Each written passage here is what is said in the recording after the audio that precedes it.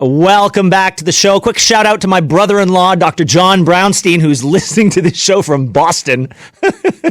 Thanks, doctor. I appreciate it. He's like one of the best people I've ever met. I love him so much. I'm glad you started, Jody, with that song, because back when that song was on the radio, I was living in a condo right off of Queen Street. Like right behind the Black Bull. Do you know that bar? I know the Black Bull. Okay, so I was right behind that. Yeah. So I was right in the club district. You were, yeah. I was across the street from Ultra, right? And now that's gone, obviously. But back in the day, I had a great location. I was very close to work. But if Airbnb had existed then, there is no doubt in my mind that there would have been 5, 10 of them in my building, because of the proximity to clubland. Like kids would be in there on the weekends getting short-term rentals so that they could come in from out of town, or they just want to get away from their parents, or they just wanted to have a getaway weekend and tear it up in the clubs and then come back and party in their apartments. And if I was in my apartment just trying to live my life, I'm pretty sure I would have been livid. I would have gone to the condo board. I would have gone to the city. I would have tried my best to say, hey, this is where I live. Right. And it's being treated like, I don't know, like a budget a motel. And so to read that 10 downtown condo buildings have 50 or more short-term rentals like Airbnb, that's according to the city. I mean, that would be the most painful and you'd feel so powerless, I think. Mm-hmm. Look, there's a lot of real estate stories to get to. That's a terrible one. The city's going to have to figure that out. Let's bring in Devel Morrison, broker for Bosley Real Estate Limited, so we can talk about this for a second and other stories. Devel, what are your thoughts on that? If you had a client who complained to you about Airbnbs in their condo building, what would you tell them? Well, so a couple of things. So not all buildings allow Airbnb. The bulk of condo buildings in the city, actually, you're not allowed to rent out your place for shorter than 6 months.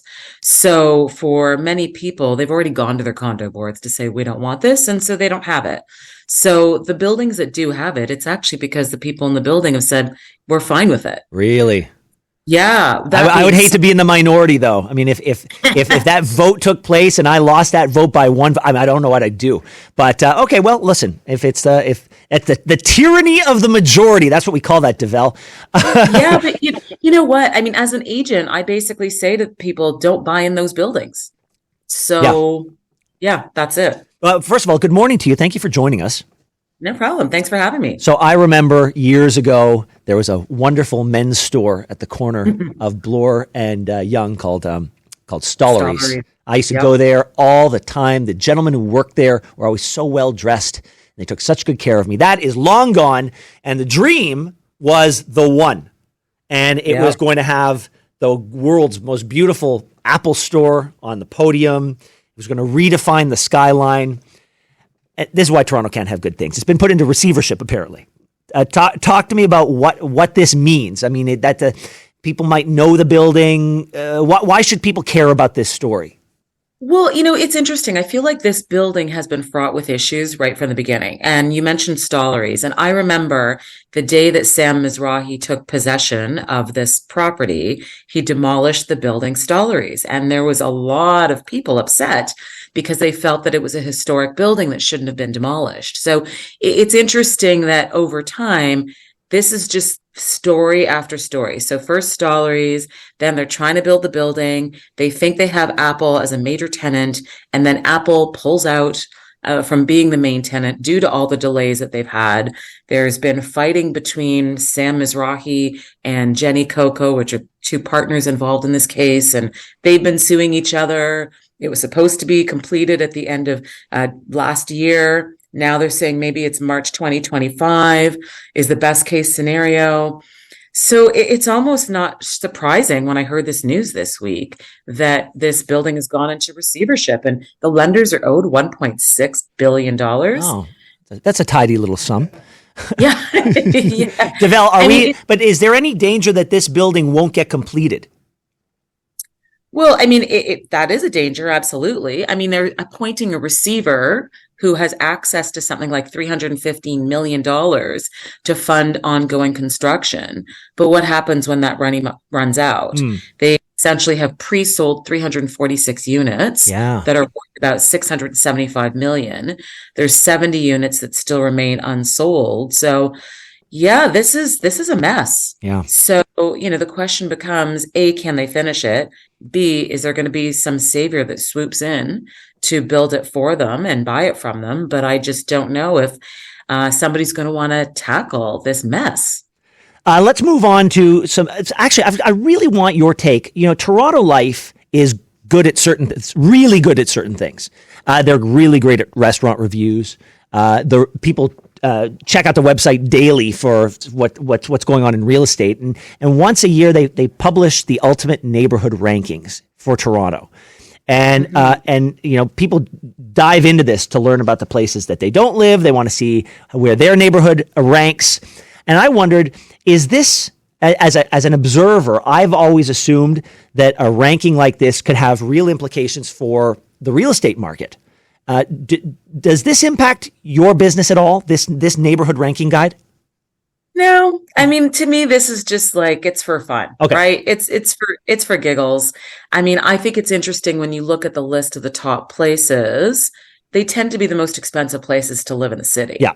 So, it's sort of like, let's not kid ourselves about this ranking. Yeah. It's sort of, there is a definitely direct correlation with the most expensive places to live. So, I mean, it's for shits and giggles to me. It's not it's not a serious list. Yeah. Is there anything on the list that sticks out? And just for people's edification, Runnymede Bloor West Village is tops according to Toronto Life. North Riverdale is at 2, Mount Pleasant East, then the Danforth, Lawrence Park, Rosedale Moore Park, and so on. Is there anything that sticks out on this list for you, or what would you put at number 1? Oh God. Oh, you know what I would put at number 1? Number 1 to me in the city is Chaplin Estates. And Chaplin Estates doesn't have its own little moniker. It just gets swooped into Yonge and Eglinton. Sure. And so Chaplin Estates essentially is located west of Yonge Street, north of Chaplin Crescent, and south of Eglinton. If I had to choose a neighborhood, if I could afford it, that would be the neighborhood that I would live in. And that's because the streets are quiet, the houses are very big, but you're still super close to Yonge and Eglinton and Yonge and Davisville, so that you can walk everywhere. You've got subway access. But to me, that's the best kept secret. Yeah, I guess not much anymore. Look, I can't really disagree with you, because anchoring that entire neighborhood is the Burger Shack. Oh, stop. No, I'm not, I go there once a week. They would make the best. Of course I do. Of course. Most of the time it's because my wife says she wants the poutine from there, because as far as I can tell, it's the best poutine in town. But the people who work there are the nicest, sweetest people who make great hot dogs, great French fries, the best gravy in town. And if you want a big bacon cheeseburger for a good price, the Burger Shack is where you go. Again, not being paid for this. Just want you to know this is my diet, folks. Devel, thank you so much for joining us. We'll talk to you soon. Thanks for having me.